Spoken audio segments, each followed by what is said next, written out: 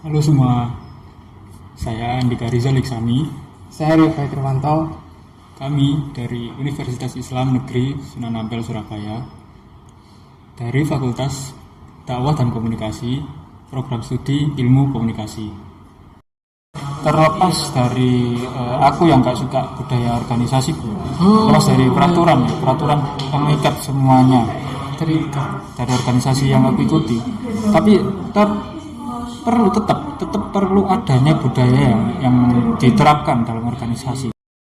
Tujuan dari komunikasi organisasi kalau menurut aku sih itu untuk menyatakan pemikiran. Jadi untuk memberikan peluang kepada seluruh anggota organisasi untuk bertukar pemikiran, berpendapat. Tujuannya itu apa sih? Cuma satu, mencapai tujuan bersama.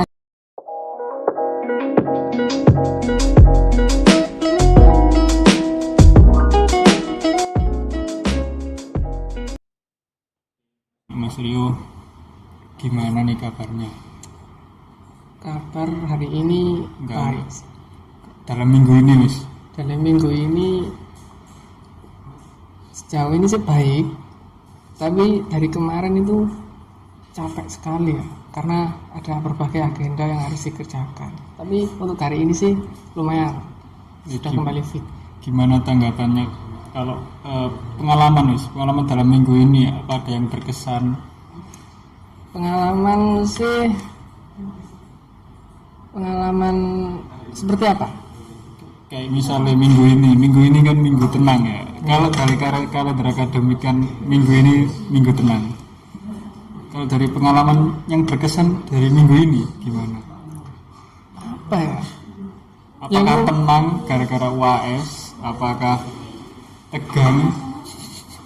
Ya mungkin karena yang paling berkesan mungkin minggu tenang, tapi diisi dengan berbagai macam tugas, sehingga bukan menjadi libur tenang, menjadi libur tegang gitu. Astagfirullah. Dari Andika gimana? Ya kalau dari aku ya, alhamdulillah sih kondisi masih sehat, tapi badan capek, tapi gak apa-apa. Karena kan ya juga namanya urusan itu ada-ada aja. Urusan ya gak di kampus semuanya, ya ada yang di luar, di lingkungan luar itu ada. Kalau dari minggu tenang ini ya, minggu tenang ini nggak ada yang tenang. Kenapa? Nggak ada yang tenang karena samping dari UAS ada juga tuntutan organisasi untuk menyelesaikan tugasku, tuntutan organisasi. Terus mau ngomong soal pengalaman nih, Mas Ri itu punya nggak pengalaman masuk ke dalam organisasi? Pernah, dulu saya pernah ikut organisasi aku. Ya. Jadi aku itu dulu waktu sekolah SMA itu ikut 2 organisasi. Jadi satu itu organisasi di dalam sekolah, beda lingkungan. Yang kedua ini baru di luar sekolah. Nah, di dalam sekolah ini organisasi yang saya ikuti ya OSIS, karena gak ada lagi kan organisasi selain OSIS di sekolah. Ada. Apa? Pasti ada, kayak ya organisasi kecil lah. Oh, mungkin di setiap ekskul mungkin ya. Iya, ada dong. Kalau di aku itu ikut organisasi OSIS pada saat itu dan menjabat pada Sekbid 1 keagamaan. Dan aku mulai ikut organisasi itu waktu kelas 11 sampai kelas 12, satu periode. Kenapa kok kelas 11? Karena waktu kelas 10 itu aku kan pernah ikut ya, pengen punya minat ikut organisasi, cuman gak keterima. Sudah ikut tes prosedur yang ada, ikut ujian tulisnya, tapi gak keterima.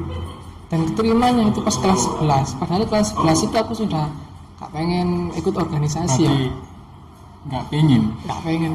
waktu kelas 11 itu sebenarnya gak pengen, cuman karena kan dari Wakasek kesiswaan itu kan menyuruh setiap ekskul untuk mewakili setiap orangnya. Jadi misalnya aku ikut ekskul band, nah ekskul band ini harus mewakilkan setidaknya 2 orang. Setidaknya 2 orang untuk ikut Untuk OSIS. ikut pencalonan OSIS, seleksi lah. Itu misalnya ekskul itu pasti keterima kan. Yang ekskul-ekskul lainnya, misalnya kan ada band, ada karawitan misalnya, ada tari misalnya, itu 2 orang yang dijadi wakil itu keterima, pasti keterima atau juga mewakili, juga melalui proses yang panjang juga. Kalau dari stepnya itu harus mengerjakan tes tulisnya dulu. Tapi pada saat itu ketika aku mengerjakan ya, kan aku sudah gak berminat, tak kerjakan secara acak, dan ada beberapa soal yang tidak saya kerjakan.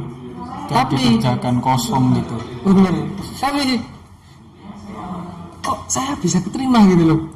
Kan aneh gitu. Berarti kayak kekurangan deh. Kekurangan SDM gitu. Kekurangan SDM.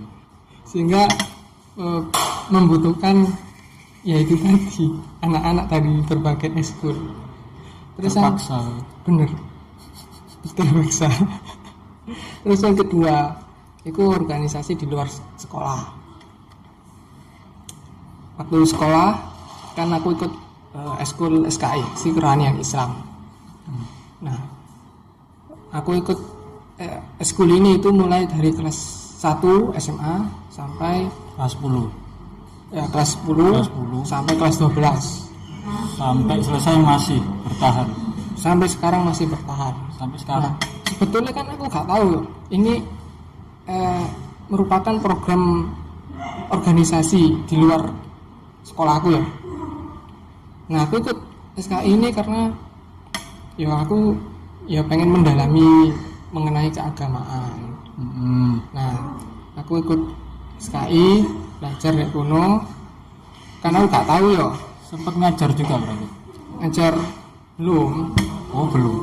Kan sistemnya kan mengajar sih, orang yang lebih mengetahui mengajar. Oh iya paham.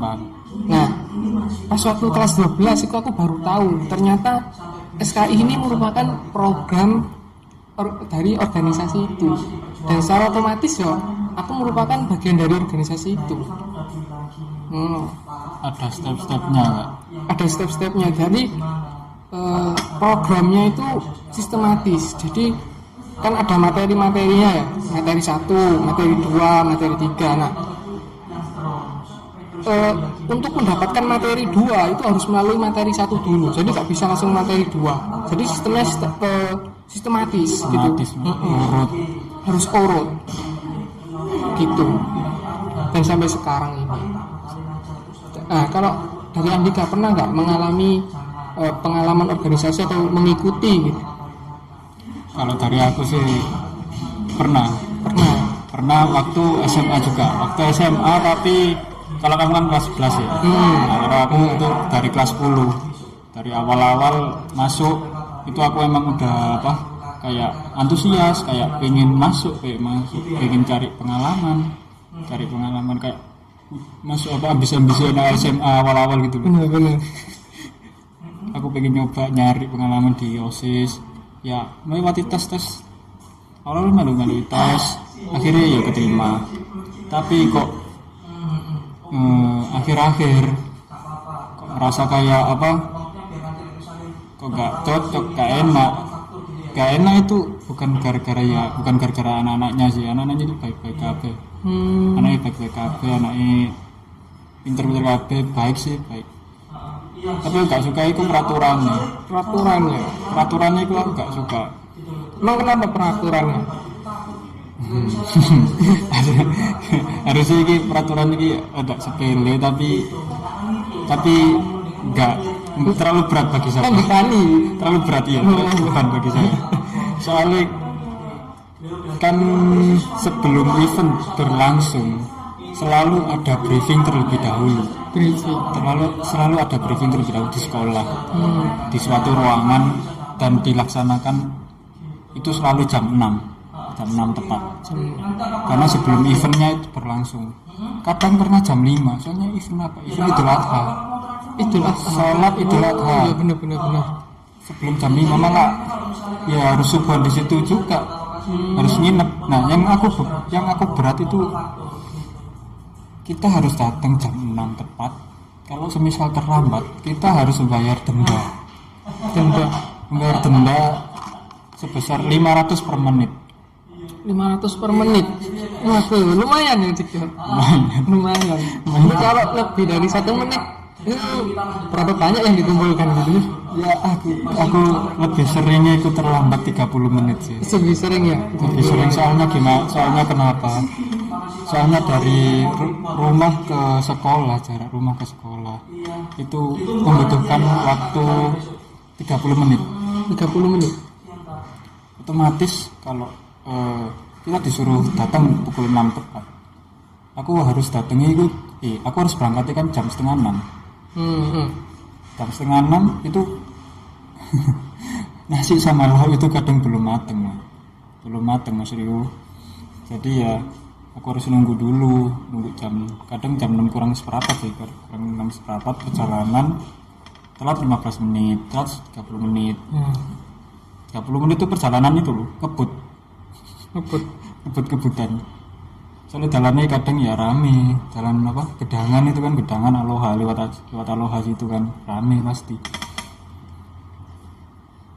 Ya gara-gara itu aku merasa kayak wes lah mandek aja 1 periode. Biasanya kan kalau dari kelas 10 kan lanjut ke 2 periode.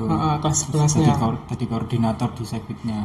Nah aku enggak, soalnya ya itu tadi dari awalnya yang aku punya waktu banyak untuk kayak mengerjakan tugas, kayak yang lain-lain kayak kumpul sama temen itu jadi nggak ada. Jadi berkurang karena ya sebagian waktu itu harus diberikan ke organisasi, dan itu harus terus itu tadi sama denda itu tadi yang berat menurutku ya. Sudah rugi berapa ribu sih, tapi ya wis gak apa-apa. Terus itu kan ngomong soal organisasi, pasti kan di dalamnya ada komunikasi. Benar. Nah kalau menurut aku komunikasi dalam organisasi itu aku ambil dari komunikasinya dulu. Komunikasi ini kan aktivitas dasar manusia yang bertujuan untuk menyampaikan pesan atau informasi ataupun menerima informasi. Nah terus organisasi ini wadahnya, organisasi ini kan kumpulan dari orang-orang yang udah terstruktur, udah ada pimpinan, udah ada anggota sama koordinator mungkin. Itu sebagai wadahnya, wadah penyampaian dan penerimaan pesan atau informasi, baik itu secara lisan ataupun tertulis. Jadi komunikasi organisasi itu aktivitas penyampaian dan penerimaan pesan atau informasi yang baik secara lisan maupun tertulis di dalam wadah organisasi atau kumpulan orang-orang yang sudah terstruktur. Jadi seperti itu. Kalau menurut Mas Rio sendiri, komunikasi dalam organisasi itu gimana? Kalau dari aku sendiri, komunikasi organisasi itu kan diambil dari 2 kata, komunikasi dan organisasi. Iya. Nah, kalau menurut aku komunikasi itu didefinisikan sebagai proses penyampaian pesan oleh seseorang kepada orang lain, yang tujuannya untuk mengetahui, untuk memberitahu, untuk membentuk sikap atau mengubah perilaku, baik itu secara langsung atau tidak langsung. Nah, sedangkan organisasi sendiri itu seperti sebuah kumpulan dari individu-individu yang melalui pembagian tugas, yang orientasinya itu untuk mencapai tujuan yang telah ditetapkan. Jadi bukan sekedar kumpul aja, tapi ada tugas yang itu untuk mencapai tujuan. Nah, jadi menurut aku komunikasi organisasi itu proses penyampaian pesan dan penerimaan pesan antar anggota-anggota di dalam suatu organisasi itu. Nah, komunikasi organisasi itu pasti kan di dalam organisasi itu pasti ada yang namanya unsur ya unsur pembentuknya ya. Iya. Nah, kalau aku sendiri ya, unsur-unsur dari organisasi itu yang pertama itu harus ada anggota. Iya, Ada anggota, harus pasti ada anggota. pasti. Tanpa adanya anggota, organisasi nggak akan bisa berdiri. Nggak Akan bisa. Coba bayangin, organisasi tapi nggak ada anggota, gimana? Ya cuma nama doang terpampang. Nama doang mati kan? Ya, cuma sekedar nama. Jadi ya itu anggota itu penting sekali. Nah, tujuan dari anggota ini apa sih? Ya untuk menjalankan tugas-tugas dari organisasi kan. Nah itu. Terus unsurnya yang kedua itu menurut aku pekerjaan organisasi. Jadi setelah ada anggota baru kan dibagi tugasnya. Iya. Yang aku katakan awal tadi ya, kumpulan dari individu-individu yang melalui pembagian tugas. Jadi tugasnya itu dibagi. Misal kelompok A ini bagian pemikiran, yang tugasnya menghasilkan produk-produk pemikiran dari organisasi, yang nantinya direalisasikan sebuah konsep-konsep nanti. Terus kelompok B misalnya bagian teknis lapangan. Kalau misalnya ada kegiatan-kegiatan, ya bagian ini yang menyiapkan peralatan, terus aktif dalam kepanitiaan. Terus kelompok C misalnya bagian sosial, dia mengurus sosial di masyarakat, kehidupan di masyarakat, kayak memberikan bantuan, public relation, ya, memberikan hubungan kepada masyarakat biar organisasi itu tetap hidup. Jadi organisasi dengan lingkungan organisasi. Terus ketiga itu struktur organisasi. Jadi dalam organisasi itu harus ada yang namanya struktur, yang tujuannya itu untuk mengetahui, untuk lebih konkret jelas siapa pengurus dari organisasi ini.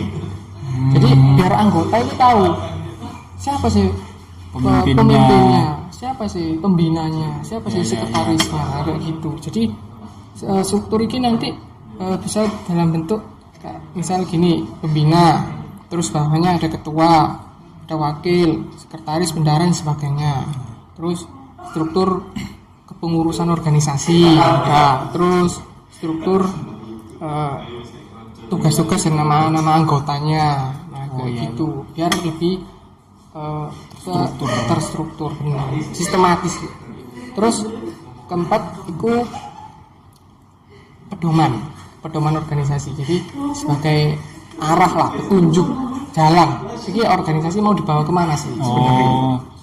Jadi pedoman ini nanti seperti cita-cita, visi misi, keinginan, tujuan bener.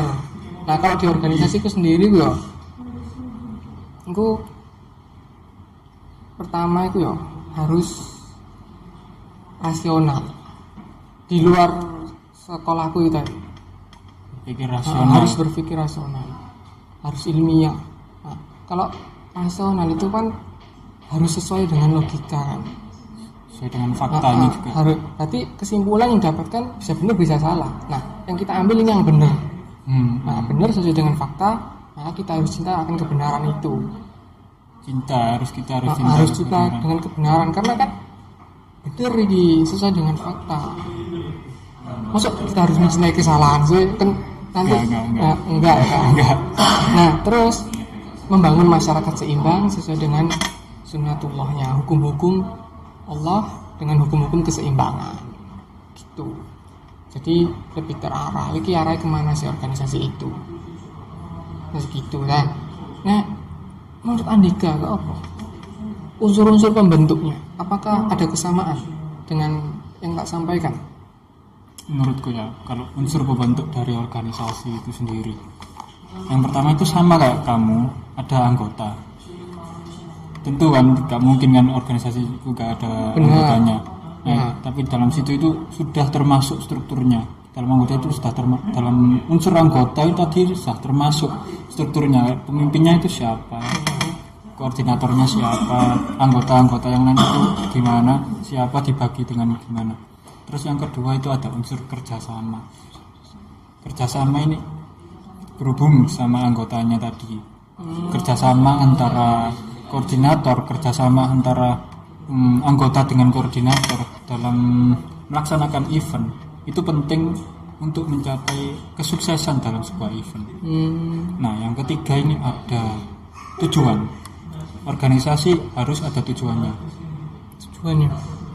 Harus ada tujuannya kan. Contohnya itu kayak OSIS itu melatih siswa untuk ikut dalam kegiatan organisasi biar dia itu enggak apa kayak murid-murid yang lain.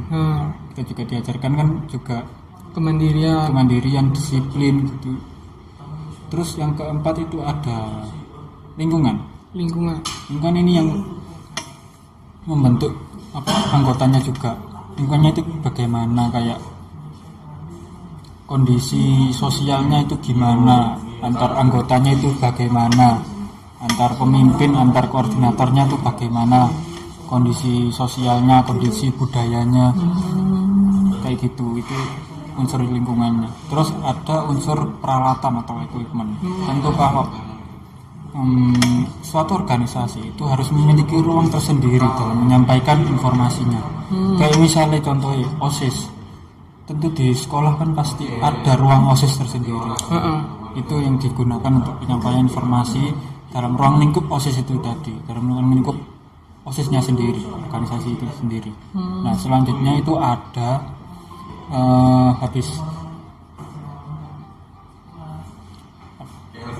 yang terakhir itu ada komunikasi. Komunikasi ini penting. Komunikasi ini yang mengisi semuanya, anggotanya. Bagaimana komunikasi dengan anggota yang lain, bagaimana komunikasi dengan atasannya, dengan koordinator ataupun ketuanya. Terus yang kedua itu bagaimana kerjasamanya, komunikasi antar anggotanya itu bagaimana, yang ini meningkatkan kerjasama antar anggotanya bagaimana. Terus tujuan, dalam mencapai tujuan itu bagaimana komunikasi yang dihasilkan dari organisasi itu tadi. Terus itu menurutku. Terus kalau komunikasi dalam organisasi itu kan pasti memiliki bentuk dalam penyampaian informasi, dalam penyampaiannya. Menurut aku ya, kalau misal bentuk itu dibagi dengan tiga bentuk kalau dalam komunikasi organisasi. Yang pertama itu ada komunikasi vertikal ini dibagi lagi. Vertikal kan atas bawah, bentuknya kan vertikal kan tegak gini sih, tegak atas bawah. Nah, aku bahas yang ke atas dulu. Komunikasi ke atas berarti komunikasi bawahan ke atasan. Bawahan kepada atasan itu bersifat kayak penyampaian informasi yang dibutuhkan oleh atasan ini. Kayak aku misalnya aku anggota si perlengkapan.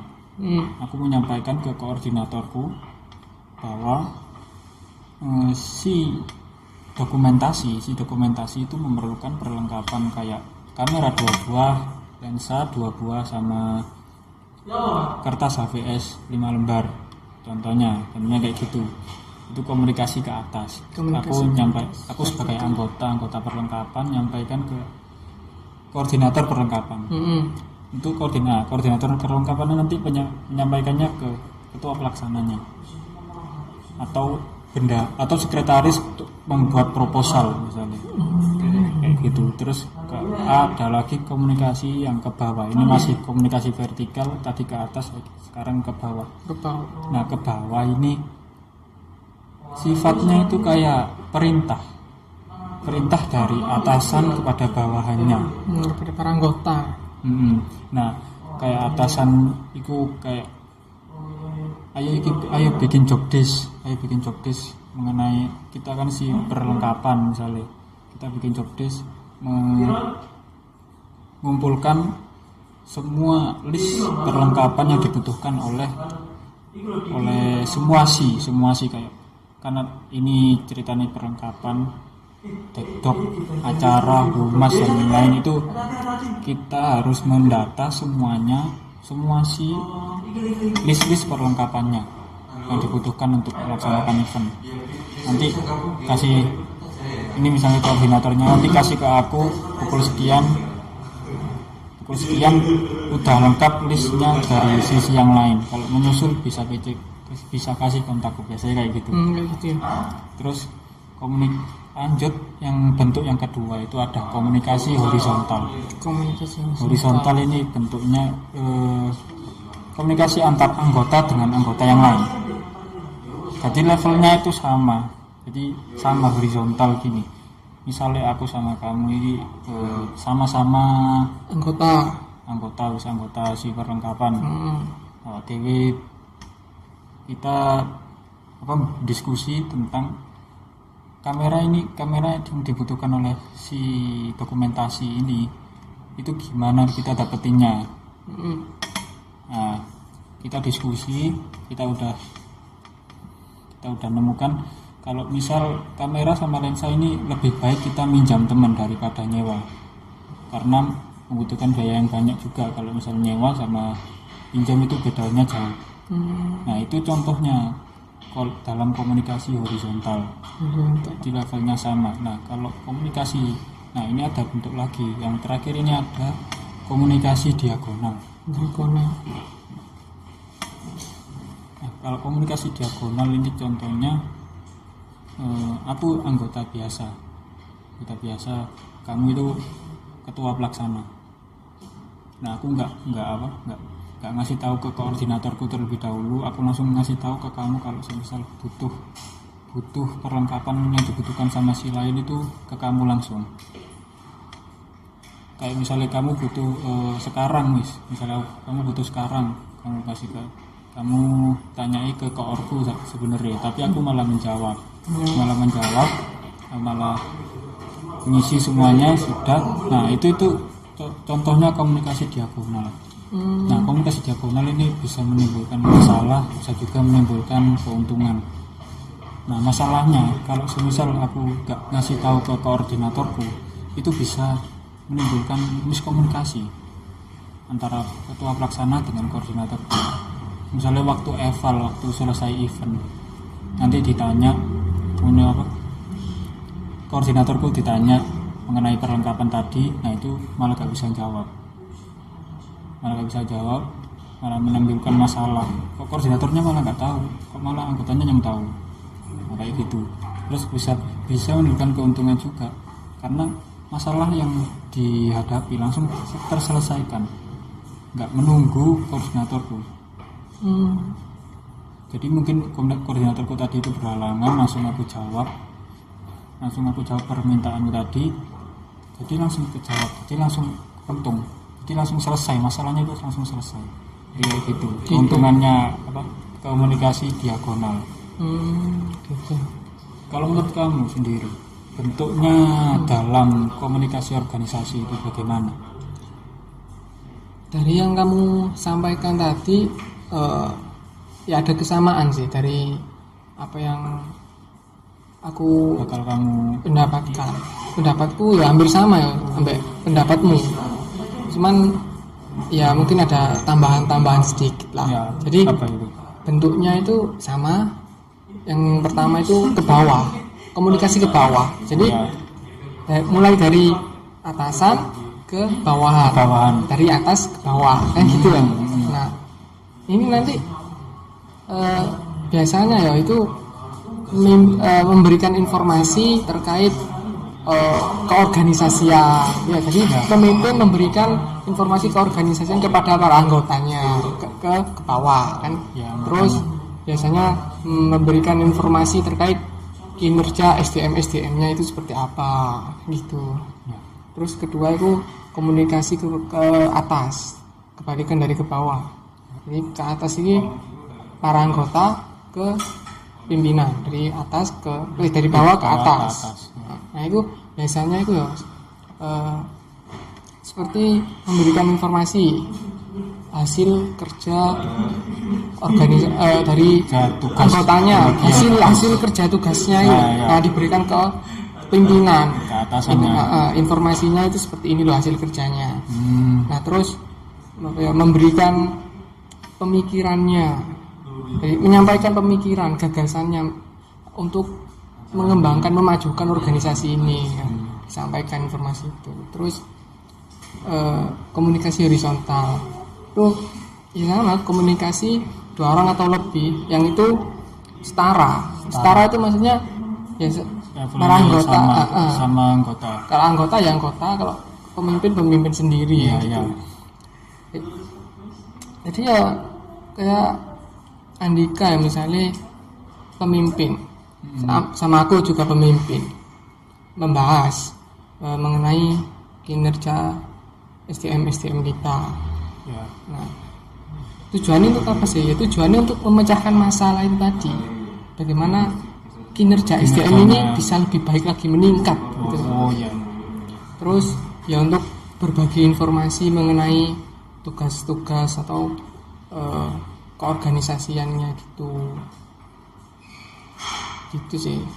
Nah, itu kan tadi mengenai bentuk ya. Bentuk komunikasi dalam dari organisasi itu kan pasti ada yang namanya fungsi ya. Fungsi. Bener kan, Fungsi pasti ada. Pasti. Nah, fungsi dari organisasi gue kalau menurut aku sendiri itu pertama untuk mengkoordinasi aktivitas anggotanya. Jadi dikoordinasi tugas-tugas dari anggota-anggotanya ini supaya apa sih? Supaya gak ada miskomunikasi. Biar organisasi ini tugas-tugas itu apa sesuai tak ambek organisasinya. Itu dong. Jadi pasti ada yang namanya komunikasi untuk mengkoordinasikan itu kan. Dari sesuai sama tujuannya enggak, sesuai sama pedomannya enggak. Terus kedua itu memberikan pengarahan organisasi, diarahkan. Ada yang salah diingatkan, ini loh seperti ini loh, harusnya itu seperti ini bukan seperti ini. Itu kan pasti harus melalui komunikasi. Terus ketiga itu berbagi atau bertukar informasi dalam organisasi. Jadi bertukar pemikiran, pandangan, saran, kritik, nah seperti itu. Pasti butuhkan komunikasi. Yang terakhir adanya arus timbal balik antara organisasi dengan lingkungan. Nah, jadi menurutku kesemuanya ini pasti membutuhkan yang namanya komunikasi, gitu. Karena kalau gak ada komunikasi ya gak akan bisa berjalan yang namanya organisasi itu. Fungsinya itu. Nah, kalau dari kamu gimana? Kalau dari aku ya, fungsi dari komunikasi organisasi itu yang pertama itu ada organisasi sebagai tempat untuk menyalurkan ide atau pendapat. Jadi kan aku tadi bilang organisasi itu sebagai wadah. Nah, wadah ini sebagai tempat menyalurkan ide, pendapat tentang organisasinya. Gimana kinerjanya, gimana sudahkah sejalan dengan tujuannya. Itu tadi fungsi menyalurkan pendapat. Jadi kan di dalamnya kan nggak mungkin orang-orangnya itu diam-diam mana pasti juga menyalurkan pendapatnya mengenai organisasinya itu gimana. Jadi itu bisa meningkatkan pedomannya, kinerjanya, mengembangkan organisasinya. Pengembangan dari organisasi tadi. Terus ada fungsi untuk melibatkan orang untuk masuk ke kegiatan organisasi, itu fungsi. Jadi orang ini pasti organisasi ini melibatkan orang-orang yang di dalamnya itu pasti terlibat dalam kegiatan organisasinya. Karena organisasinya itu seperti apa, jadi itu kegiatannya pasti terlibat. Orang itu tadi pasti berkegiatan seperti organisasinya. Fungsinya itu seperti itu. Kayak aku misalnya masuk organisasi OSIS, nah pasti aku berkegiatannya itu kayak organisasi OSIS. kayak misalnya buat proposal, melaksanakan event, mendapat apa, terus misalnya mendapatkan bantuan bencana, kayak gitu, apa kegiatan sesuai dengan kegiatannya. Oh, berarti sesuai dengan bidangnya masing-masing. Iya, itu fungsinya. Karena organisasi ini kan sebagai wadahnya. Nah, Wadah. terus apa itu kan pasti komunikasi itu memiliki aliran, Sifat aliran. dalam komunikasi. Nah, sifat aliran ini kalau menurutku dalam organisasi ini sifat aliran ini ada, yang pertama itu ada, kalau nggak salah itu serentak. Serentak, betul. Komunikasi yang sifatnya serentak ini contohnya pada saat rapat. Pada saat rapat itu kan pasti ketuanya itu membagi tugas kepada anggota-anggotanya. Nah, itu kan kayak menyampaikan informasi pada seluruh anggotanya di tempat yang sama dalam waktu yang sama. Nah, itu kayak apa, komunikasi sifatnya serentak. Waktu yang sama, tempat yang sama, orangnya juga Banyak ya. banyak. Satu subjek. Ya, objeknya satu. Subjeknya yang banyak. Nah, itu tadi komunikasi yang sifatnya serentak. Menurut kamu aliran dari komunikasi, sifat aliran dari komunikasi itu gimana dalam organisasi? Kalau yang saya pahami ya itu ada banyak yang sebenarnya sifat aliran ini.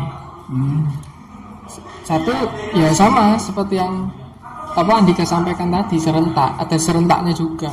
Tapi ada juga yang beruntun. Nah, beruntun ini maksudnya gimana sih? Itu maksudnya gini loh. Proses penyampaian pesannya itu disampaikan secara one by one, jadi satu-satu dengan pola itu siapa berbicara kepada siapa, kan gitu. Jadi informasi yang disampaikan, pesannya itu disampaikan kepada anggota itu satu-satu. Misal aku pemimpin nih, Andika anggotanya, aku menyampaikan informasi terkait keorganisasian kepada Andika. Selesai, tak infokan, harus tak itu ke gantian yang satu-satu. Gitu. Jadi keuntungan atau kelebihan ya dari sifat aliran beruntun ini menurutku kan kalau serentak masa efektif sih. Ya kalau dibilang efektif ya kan satu-satu ya orangnya kan. Sebenarnya sih gak efektif. Kenapa? Karena makan waktu. Memakan waktu. Jadi kalau dilihat dari segi sudut pandang waktu itu lebih efektif yang serentak. Kenapa? Langsung. Hanya sekali waktu. Cuman kalau beruntun kan harus satu-satu sih, membutuhkan waktu yang lama. Itu salah satu kekurangan nih. Nah, kalau kelebihannya sih dari beruntun itu ya, informasi yang disampaikan itu bisa lebih konkret, lebih mungkin privasi. Iya, bisa termasuk ke privasi. Kalau serentak itu kan hanya informasi umum yang bisa disampaikan. Ya, umum. Cuman kalau di serentak di beruntun ini itu kan informasi yang bersifat rahasia. Mungkin ada rahasianya, mungkin diselipi dengan informasi yang umum. Informasi yang umum diselipi dengan rahasia atau benar. Jadi kan tidak semua anggota itu mendapatkan informasi itu. Mungkin hanya beberapa orang-orang, mungkin pengurusnya itu. Jadi itu sih kelebihannya, bisa menyampaikan informasi yang bersifat rahasia. Terus ada serentak beruntun, gabungan dari kombinasi itu tadi. Gimana? Kalau kan serentak itu aja gantian. Nah, kalau serentak beruntun itu kalau yang aku pahami itu begini, serentak beruntun jadi disampaikan dalam dua waktu ya. Jadi anggotanya dikumpulkan, disampaikan informasi yang bersifat umum itu disampaikan secara serentak. Oh ya. Nah, sedangkan informasi yang bersifat rahasia, privasi itu disampaikan setelah dari sifat aliran serentak itu tadi. Jadi menyusul. Oh, sifatnya menyusul. Jadi setelah disampaikan informasi umumnya, baru setelah itu sifat aliran yang beruntung. Jadi setelah selesai baru orang-orang pilihan ini yang nanti diberikan informasi rahasianya gitu. Nah kalau itu kan tadi sifat aliran ya, pasti kan ada yang namanya hambatan-hambatan ya. Hambatan. Ya, pasti kan dalam pasti. setiap komunikasi itu pasti ada hambatan ya. Apalagi lingkungannya organisasi. Banyak sekali ya Pasti. hambatan ya. Pasti banyak, pasti. Nah, berbicara soal hambatan, yang aku alami ya dari mengikuti organisasi, Ya. hambatan yang sering terjadi itu mengenai kerjasama. Jadi Kerjasama antar anggota organisasi. jadi kan misal nih ada event, Ya, ada event. kegiatan. Ya. Dulu aku di sekolah waktu ada event besar, Ya. HKN namanya. Aku lupa kepanjangannya. Pokoknya HKN ini event paling besar yang aku ikuti. Aku Di lingkungan mana ya? lingkungan sekolah. Lingkungan sekolah. Nah, jadi di event ini itu menampilkan berbagai macam ekskul yang ada di sekolah. Oh. Mulai dari ekskul band, ekskul tari, ekskul dance, kemudian ekskul-ekskul yang lain lah. Demo ekskul. Benar. Jadi sebelum hari H itu kan ada yang namanya koordinasi, harus koordinasi dengan setiap ekskulnya kan. Ya. Nah, harus membutuhkan yang namanya komunikasi gitu. Jadi setelah komunikasi kan pasti gak semua anggota itu melaksanakan perintah. Jadi kurang adanya kerjasama, gak ada komunikasi, jadinya kerjasamanya menurun. Akhirnya mempersulit ketika pas acaranya itu loh. Oh iya ya, pasti mengalami kesulitan, pasti mengalami miskomunikasi antara anggotanya. Jadi itu kegiatan itu gak bisa berjalan secara efektif, gak bisa maksimal gitu. Eventnya itu gak bisa maksimal. Karena ya gak ada kerjasama. Kan yang namanya organisasi kan harus bekerja sama sih. Nah, kalau gak bekerja sama, organisasi itu gak akan bisa maju, gak akan bisa berjalan. Kan harus sama-sama dalam menjalankan tugas. Iya pasti. Itu yang lebih sering tak alami sih itu sih. Kalau dari kamu gimana tuh? Hambatan-hambatan yang kamu alami? Kalau aku sih hambatan dari organisasi, komunikasi dalam organisasi ya. Hambatan yang aku sering alami itu malah bersifat personalnya, orangnya dalam menyampaikan informasi ataupun orangnya dalam menerima informasi. Ini contohnya kejadian kemarin Selasa tanggal 28 Desember kemarin sih. Itu aku kan sebagai panitia dalam event kampus expo, itu pengenalan dunia kuliah kepada anak kelas 12. Mulai perkenalan ya, kayak event kayak gitu. Nah itu aku jadi bagian dokumentasi, aku ditugasi untuk membuat teaser acaranya. Nah aku waktu Hamin 2 minggu itu aku sudah list properti yang aku butuhkan pada si perlengkapan ini. Perlengkapan itu aku butuhkan itu cuma satu. Soalnya aslinya dua itu yang pertama gak bisa dituruti soalnya lensa kamera ini mahal, harganya 75.000 per hari. Nah sedangkan aku butuhkan itu cuma sehari. Nah itu gak bisa dituruti soalnya mahal. Oke lah gak apa-apa, ya aku butuh yang kedua ini cuma butuh kertas ujian bekas. Menurutmu kertas ujian bekas itu kayak apa? Kertas sing kosongan apa sing wis ada isinya, udah tertulis gimana isinya, ada nilainya juga. Ya kalau kertas ulangan yang bekas pasti ada yang namanya hasil dari tugas itu tadi. Udah terisi kan. Sudah gak kosong lagi. Udah ada tulisan-tulisan. Nah itu aku waktu list itu sudah tertulis jelas kalau kertas ujian bekas yang membutuhkan. Nah waktu hari H, waktu kemarin itu, waktu syuting, ada anak perlengkapan datang ke aku ngomong sambil bawa kertas. Nah, ini aku kira kan kertas ujiannya ya kan. terus dikasihkan ke aku, ini di kertas ujiannya. Nah, aku lihat, nah, kok malah fotokopian, gak ada isinya, kosong. Loh, ya aku lah butuh bekas sih. Loh bekas dah, loh. Ya kan gak ero kan ya sok takok ngono lho.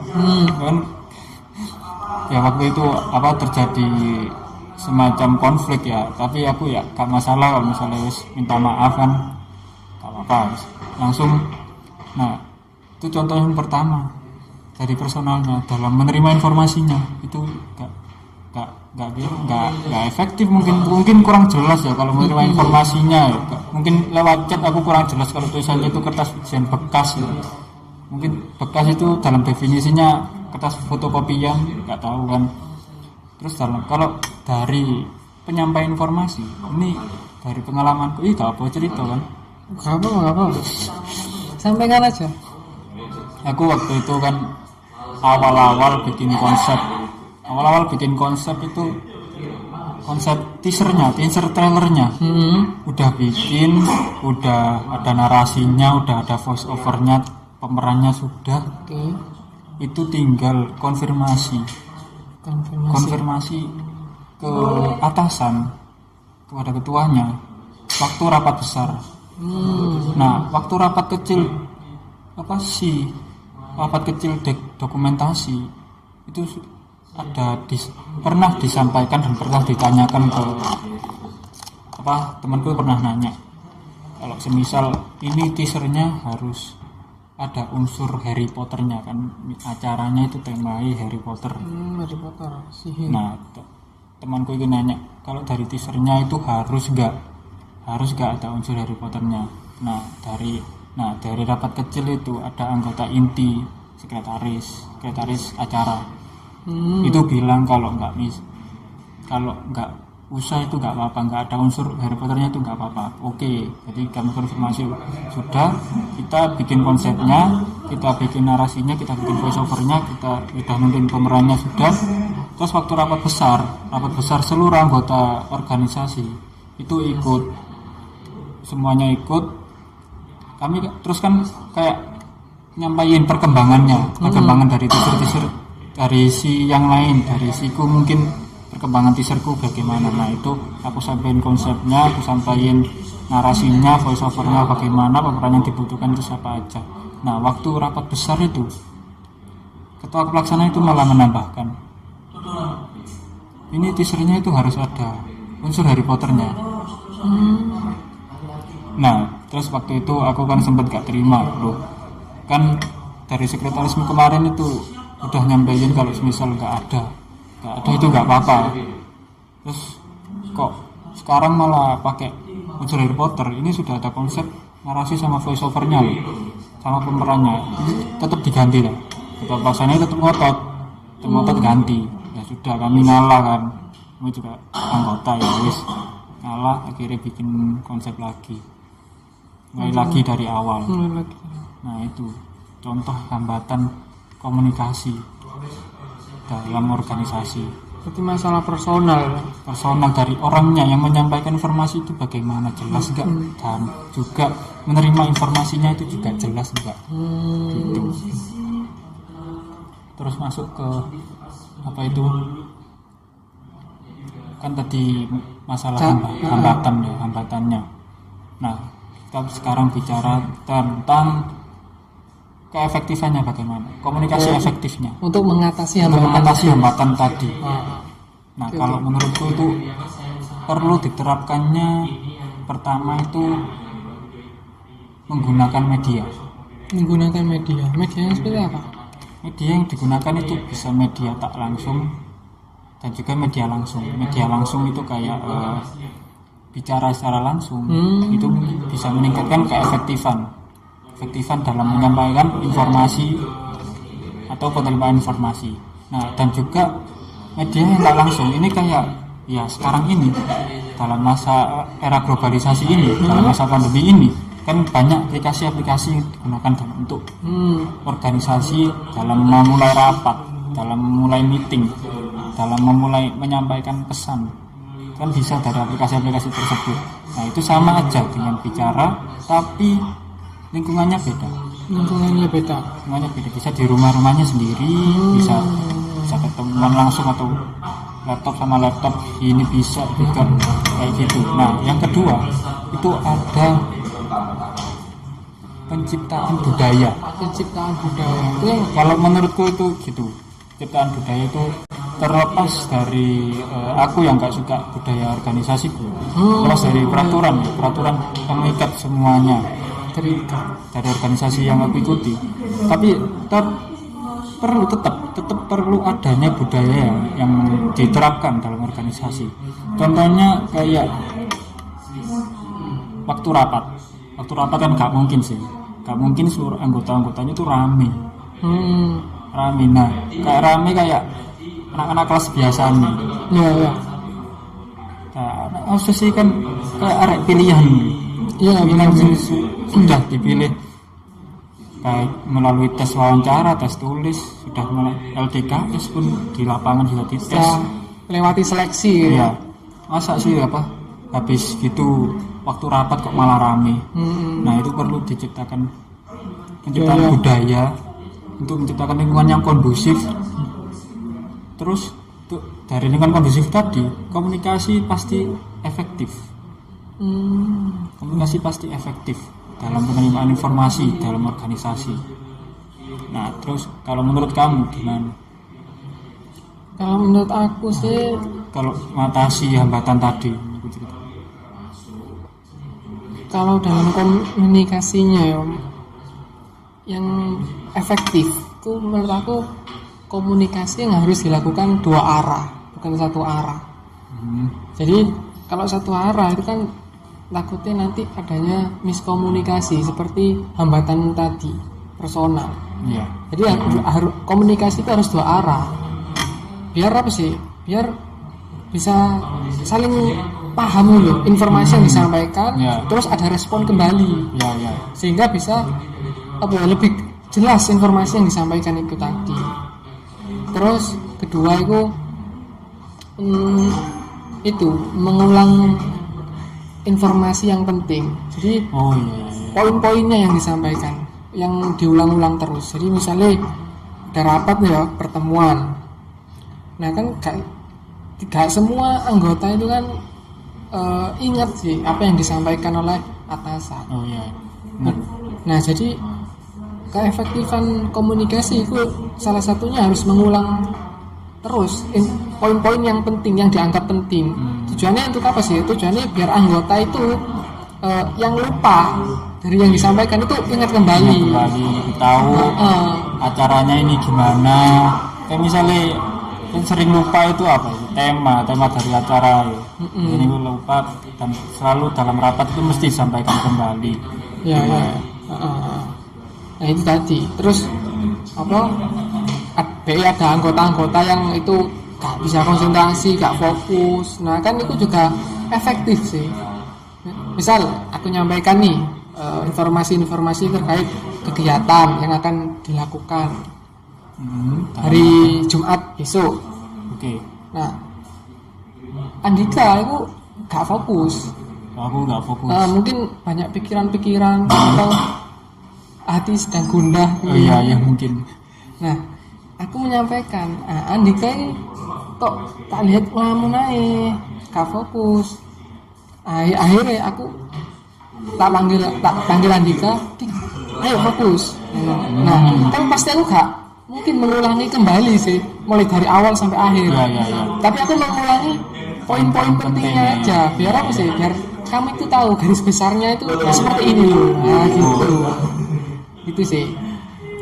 Nah kalau berbicara komunikasi efektif untuk mengatasi hambatan, nah, dalam komunikasi organisasi ya pasti kan ada yang namanya tujuan. Dari apa yang kita lakukan pasti kan memiliki tujuan sih. Apa yang dilakukan dari organisasi harus ada tujuan. Kita itu mau kemana sih sebenarnya? Kayak kamu tujuan kamu itu pengen apa? Nah jadi tujuan dari komunikasi organisasi gitu. Kalau menurut aku sih itu untuk menyatakan pemikiran. Jadi untuk memberikan peluang kepada seluruh anggota organisasi untuk bertukar tukar pemikiran, tukar pendapat. Tujuannya itu apa sih? Cuman satu, mencapai tujuan bersama yang sudah disepakati itu tadi, supaya kepemimpinan itu tidak otoriter, tidak satu arah, cuman dari pemimpin tok, pemikiran itu diambil. Tapi kan pemikiran itu kan bisa dari organisasi, dari anggotanya juga bisa, supaya organisasi ini bisa berjalan gitu. Terus berbagi informasi ini seperti informasi-informasi mengenai keorganisasian ya. Kayak visi misinya apa, terus tujuannya apa, arahnya kemana, berbagi informasi mengenai keorganisasian gitu. Harus pastikan dalam berbagi informasi mengenai keorganisasian harus membutuhkan yang namanya skill komunikasi. Nah, jadi pemimpin, anggota itu juga melatih skill komunikasi, kemampuan mereka bukan hanya masing-masing dalam menyampaikan gagasan. Itu kan harus melalui lisan sih. Nah, lisan ini kan harus berkomunikasi ya, salah satunya untuk melatih skill komunikasi tadi. Gitu sih. Kalau tujuanmu gimana menurut kamu, tujuan dari komunikasi organisasi? Kalau menurutku ya aku sepakat tadi yang dua itu tadi. Aku mau menambahkan yang pertama itu ada berbagi emosi antara anggotanya. Itu kayak misalnya waktu event kita itu dihadapkan dengan situasi yang gak pasti, kayak misalnya keterlambatan bintang tamu, itu gimana kita ngatasinya. Terus waktu evaluasi selesai event, gimana kita menanggapi kinerja anggota-anggota lain.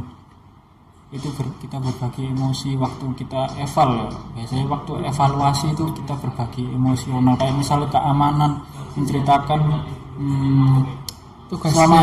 selama event dia itu melihat banyak anak yang melakukan pelanggaran, misalnya menek tembok, misalnya manjat tembok keluar sekolah.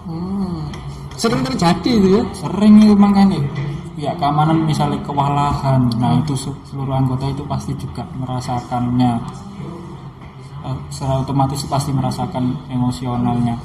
Terus yang aku tambahin lagi itu sebagai tindakan koordinasi. Tujuannya komunikasi dalam organisasi itu sebagai koordinasi semua anggota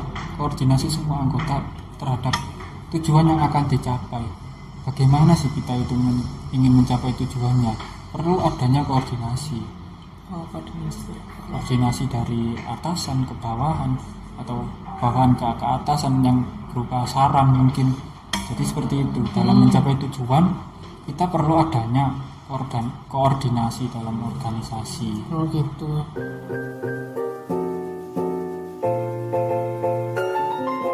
Baiklah, itu tadi podcast mengenai pembahasan komunikasi organisasi.